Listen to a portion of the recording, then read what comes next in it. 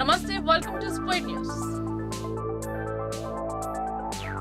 భారత రాజ్యాంగ నిర్మాత డాక్టర్ బిఆర్ అంబేద్కర్ పై కేంద్ర హోంమంత్రి అమిత్ షా పార్లమెంట్ లో అనుచిత వ్యాఖ్యలు చేసిన కేంద్ర హోంశాఖ మంత్రి జాతికి క్షమాపణ చెప్పాలని రాష్ట్ర మాలమానాడు వర్గ ప్రెసిడెంట్ నీరడి లక్ష్మణ్ అన్నారు.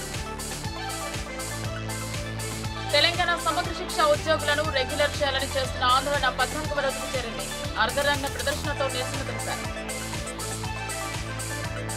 సర్వే నెంబర్ 1317లో గల భూమికి తమ తాత ముత్తాతల కాలం నుండి పట్టా కలిగి ఉన్నామని, కొందరు ఉద్దేశపూర్వకంగా ఈ భూమిపై తప్పుడు ప్రచారం చేస్తున్నారని భూమి యజమానులు ఆవేదన వ్యక్తం చేశారు.